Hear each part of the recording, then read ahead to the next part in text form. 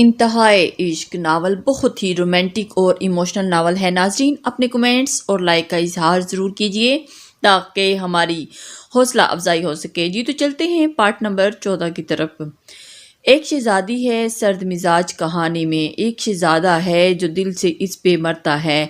کھڑکی سے آتی مدھم مدھم سی چاند کی روشنی کمرے میں پھیلی تھی۔ گھڑی پر رات کے 12 بج رہے تھے۔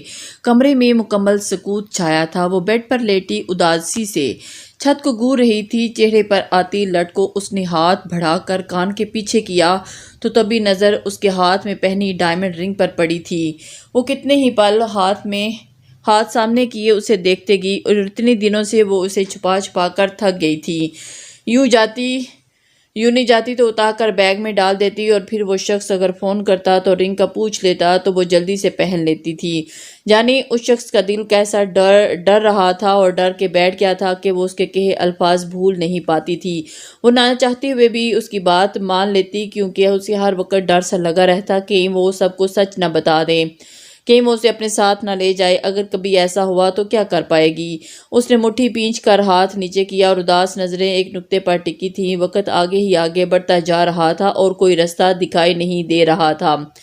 آج ان کے نکاح کا 10واں دن تھا، اور ہر گزرتا دن اس کے دل پر مزید بوجھ ڈال رہا تھا، اور اپنی ہی نظروں میں مجرم بن گئی تھی۔ گھر میں سب کا سامنا کرتے اسے شرمندگی محسوس ہوتی، اس لیے اب وہ زیادہ کمرے سے باہر نہیں نکلتی تھی۔ اس کا اب تک بابا جان کے ساتھ سامنا نہیں ہوا تھا۔ وہ بزنس کے سلسلے میں ملک سے باہر گئے تھے۔ نازلی کو ڈر تھا کہ جب وہ واپس آئیں گے تو کیسے ان کا سامنا کر پائے گی۔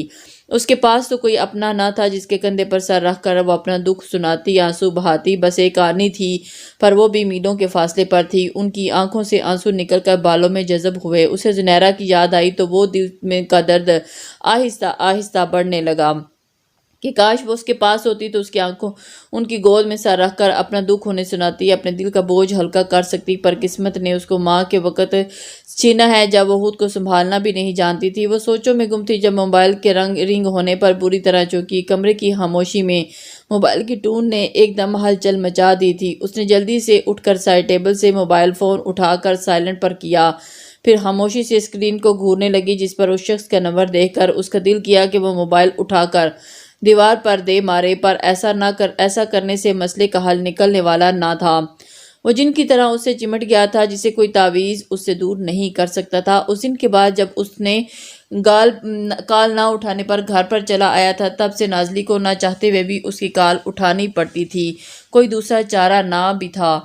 دن بدن خود کو دلدل میں دھنستا ہوا محسوس کر رہی تھی۔ ایک طرف اس کے گھر والے تھے تو دوسری طرف وہ جنونی شخص تھا۔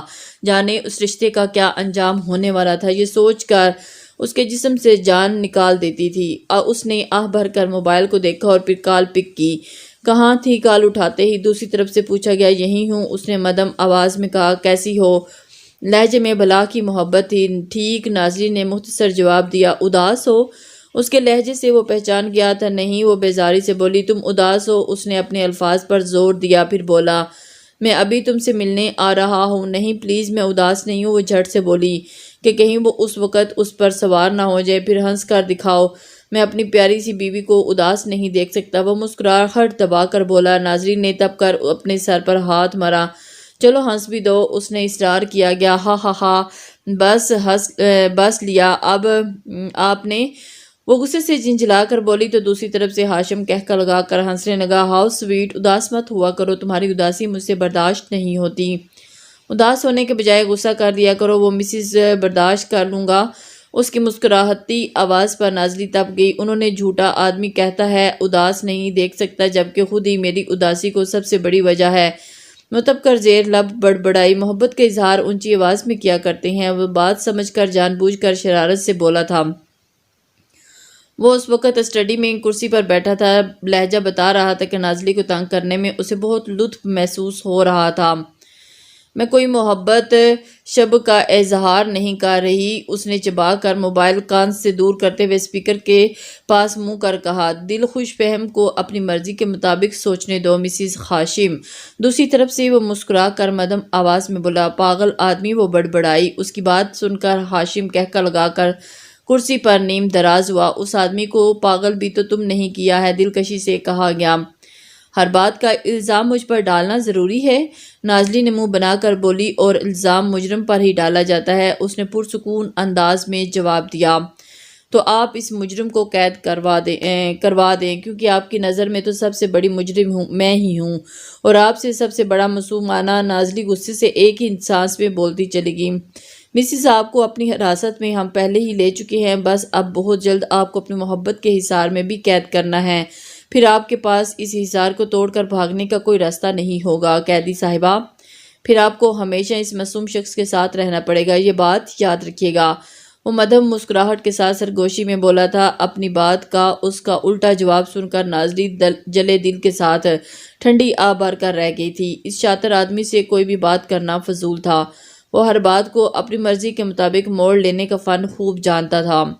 نازلی خاموشی سے کھڑکی سے باہر اندھیرے میں گھورنے لگی، اسے کوئی ضرورت نہیں تھی کہ وہ اس شخص کے ساتھ اپنی انرجی ویسٹ کرتی، اس لیے اس نے طے کر لیا تھا کہ وہ اب اس کی باتوں کا جواب نہیں دے گی، اور اس کی مسلسل خاموشی پر دوسری طرف سے گمبھیر آواز گونجی تو نازلی حیران رہ گئی۔ طلب اتنی ہے کہ دل و جان میں بسا لوں تم کو، نصیب ایسے کہ دیدار بھی میسر نہیں تیرا۔ وہ کہہ کر خاموش ہوا تو نازلی نے حیرت سے نکل کر منہ بنایا، اور بڑے آئے شاعر کہیں کہ وہ بڑبڑا کر موبائل کان سے ہٹاتی آنکھیں سکوڑ کر اسکرین کو گھورنے لگی، پر اگلے پل ہاشم کی بات اس کے ہوش اڑ گئے۔ مجھے تمہاری بہت یاد آ رہی ہے، میں آ رہا ہوں اپنی بیگم کا دیدار کرنے۔ وہ نازلی کے انداز سمجھ کر مسکراہٹ دبا کر بولا۔ نازلی بولنے پر مجبور ہو گئی تھی، ورنہ اس شخص کا کوئی بھروسہ نہ تھا کہ وہ یہاں پہنچ آتا۔ نہ نہ نہ نہ، بالکل نہیں۔ نازلی نے خود کو سنبھال کر عجلت سے بولی، کیوں نہیں؟ اس نے سنجیدگی سے پوچھا۔ پلیز، نازلی نے پریشانی سے کہا، پلیز مت آنا، پریشان مت ہو، مذاق کر رہا ہوں۔ ہاشم مدھم سا مسکرایا تو نازلی اس کی اٹکی ہوئی سانسیں بحال ہوئی تھیں۔ اتنا ڈرتی ہو میری موجودگی سے کہ سانس تک اٹک جاتی ہے؟ وہ ایک دم سنجیدہ ہوا تھا۔ نہیں، میں تو نہیں ڈرتی۔ نازلی کچھ بول نہ پائی، اس نے کانپتا ہاتھ بڑھا کر بال کان کے پیچھے کیے۔ مجھے نیند آ رہی ہے۔ اس سے اور کوئی بات نہ بنی تو بول پڑی۔ دوسری طرف کچھ پل خاموشی رہی، پھر بولا، ٹھیک ہے، لوری سنا دوں؟ اچانک شوخی سے پوچھا گیا۔ نازلی کا دل چاہا کہ اپنا سر پیٹ لے۔ شکریہ، اس نے تپ کر کہا۔ اوکے، پھر چلو آرام کرو، ہاشم نے مسکرا کر محبت سے پر لہجے میں کہا۔ شب بخیر۔ اس کی مدھم آواز پر نازلی نے جلدی سے کال کٹ کر کے موبائل ایک طرف رکھا، پھر کمبل کھینچ کر اپنے اوپر ڈال کر لیٹ گئی۔ مٹھیاں زور سے پینچ کر آنکھیں موندے اس نے خود کو کچھ بھی سوچنے سے روکا تھا، پر دماغ آزاد پنچھی کی طرح سوچوں کی دنیا میں اڑتا پھر رہا تھا، جبکہ دوسری طرف وہ آنکھیں بند کیے کرسی سے ٹیک لگائے بیٹھا تھا، لبوں پر دلکش سی مسکراہٹ تھی۔ یہ احساس ہی کس قدر خوبصورت تھا کہ وہ لڑکی اس کی ہے۔ وہ جلدی حویلی میں سب کو بتا کر اس گڑیا کو اپنے پاس لانے کا سوچ رہا تھا، اسے مزید ان برے لوگوں میں گھرے نہیں دیکھ سکتا تھا۔ جمال آغا کا سوچ کر ہی اس کا دماغ اوپل پڑتا تھا۔ وہ جلد سے جلد نازلی کو ان سب کے بیچ سے نکالنا چاہتا تھا۔ ہاشم تیزی سے ڈرائیو کر رہا تھا، آفس میں کوئی مسئلہ ہو گیا تھا، اس لیے وہاں پہنچنے کی جلدی تھی، اور وہ بہت ہی رش ڈرائیو کر رہا تھا۔ اس نے موبائل اٹھایا کہ ایس پی سے کال کر کے پوچھے کہ وہاں کیا مسئلہ بنا ہے۔ اس نے ایک نظر سامنے دیکھا تو نمبر ڈائل کرنا بھول گیا۔ سامنے سے ایک کار تیزی سے اس کی طرف آ رہی تھی۔ ہاشم نے جلدی سے بریک پر پاؤں رکھا اور اس کی گار تو رک گئی، پر سامنے والے نے جس وقت تک بریک لگائی تب تک ان کی گاڑیاں ٹکرا چکی تھیں۔ ہاشم جھٹکے سے سنبھلا، پھر غصے سے دروازہ کھولتا کار سے باہر نکلا۔ دوسری طرف ایک پیاری سی لڑکی باہر نکلی، پنک کپڑوں میں، شولڈر کٹ بال اور نیلی آنکھیں۔ آپ اندھی ہیں، یہ کیا طریقہ ہے گاڑی چلانے کا؟ ہاشم نے اسے دیکھ کر اس کے اوپر برس پڑا، جبکہ وہ مگن سی ہاشم کو دیکھ رہی تھی۔ ہیلو مسٹر ہاشم نے اسے اپنی طرف دیکھتا پا کر اس کے چہرے کے سامنے چٹکی بجائی۔ جی کیا کہا آپ نے؟ وہ لڑکی چونک کر بولی، اور اس کے لہجے میں پٹھانی ٹچ تھا، اور اس کی بات پر ہاشم نے ضبط سے اسے دیکھا۔ آپ کو گاڑی چلانی نہیں آتی تو کیوں ڈرائیو کرتی ہیں؟ وہ تب کر بولا، ہمیں بہت اچھے سے گاڑی کرنی آتی ہے، یہ تو بس ہمارا دھیان بھٹک گیا تھا اس لیے۔ وہ مزے سے بولی تو ہاشم کا دماغ گھوم گیا۔ مس ڈرائیونگ کوئی مذاق نہیں ہے، جب ہوش میں ہوا کریں تب گاڑی لے کر نکلا کریں۔ وہ جھنجھلایا تھا تو ایک تو پہلے اسے دیر ہو رہی تھی، اوپر سے یہ لڑکی اس کا صبر آزما رہی تھی۔ آپ لوگ اپنے شہر میں آئے مہمانوں کے ساتھ ایسا سلوک کرتے ہیں؟ وہ لڑکی ناراضگی سے بولی۔ اس کی بات پر ہاشم نے لمبی سانس کھینچ کر اپنا غصہ قابو کیا۔ اسے ایک لڑکی پر اتنا غصہ نہیں کرنا چاہیے تھا۔ آپ کسی دوسرے شہر سے آئے ہیں؟ ہاشم نے اسے دیکھ کر پوچھا۔ ابھی اس نے نوٹ کیا تھا کہ اس لڑکی کی نیلی آنکھیں بھی نیلی تھیں۔ اس کی آنکھوں کو دیکھ کر اسے اپنی مسز یاد آنے لگی۔ آفس کے چکر میں وہ اسے کال بھی نہیں کر پایا تھا۔ جی ہم لوگ یہاں گھومنے آئے ہیں، آج واپس چلے جائیں گے۔ ویسے ہمارا نام سوسن ہے۔ ہاشم کے آرام سے بات کرنے پر وہ مسکرا کر بولی، اچھا امید ہے کہ آپ ہمارا شہر کا وزٹ انجوائے کیا ہوگا۔ ہاشم نے مدھم سا مسکرا کر کہا، اور وہ جی بہت، وہ ہنسی تھی۔ اور ویسے آپ کا نام کیا ہے؟ اس نے ہاشم کے وجیح چہرے کو دیکھ کر پوچھا۔ میرا نام ہاشم خان ہے۔ ہاشم خان، ہاشم نے جواب دیا اور پھر بولا، اور اپنی گاڑی پیچھے کر لیں گی سوسن، مجھے ارجنٹلی کہیں پہنچنا ہے۔ ہاشم نے عجلت میں بازو پر باندھی گھڑی پر ٹائم دیکھا۔ تاسو پختون، یہ کیا آپ پٹھان ہیں؟ سوسن نے اس کی بات سنی اور سنی ہی نہ ہو وہ اپنی ہی بات بولی تو ہاشم نے ابرو اٹھا کر اسے دیکھا۔ اوزے پختون میں؟ جی ہم پختون ہیں، ہاشم نے مسکرا کر جواب دیا تو سوسن اس کی مسکراہٹ پر گرتے گرتے بچی تھی۔ آپ کی شادی ہو چکی ہے؟ اس نے ہاشم کی آنکھوں میں دیکھ کر پوچھا۔ جی میری شادی ہو چکی ہے۔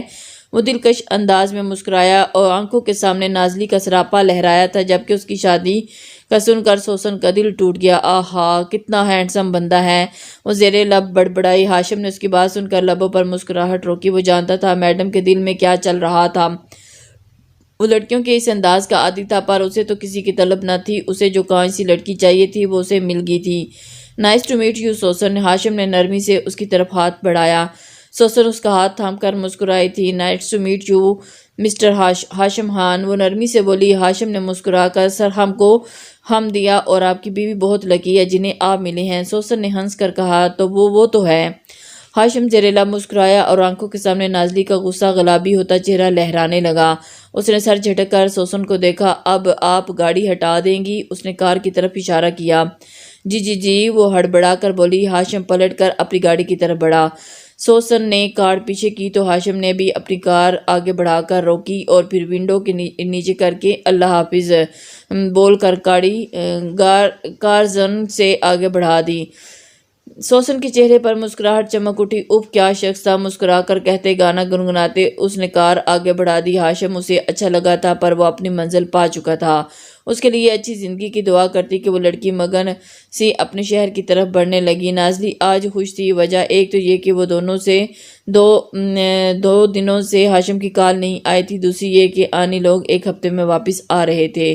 نازلی کو روشنی کی کرن نظر آئی تھی کہ شاید اب سب ٹھیک ہو جائے۔ اسے لگا کہ شاید ہاشم کا دماغ ٹھکانے آ گیا ہوگا، اس لیے وہ 2 دنوں سے غائب تھا، جو کہ اس کے لیے تو اچھا ہی تھا۔ اسے لگ رہا تھا کہ سب پہلے جیسا ہو جائے گا۔ جمال آغا منحوس بھی منظر سے غائب تھا اور اب ہاشم بھی۔ اس کے دل میں ٹوٹی امید زندہ ہوئی تو موڈ بھی ایک دم سے خوشگوار ہو گیا۔ وہ ٹیرس پر بیٹھی تھی، موسم بہت خوشگوار ہو رہا تھا، ہوا اسے پھول اور پودے جھوم رہے تھے، آسمان پر بادلوں کی ٹولیاں منڈلانے لگی تھیں۔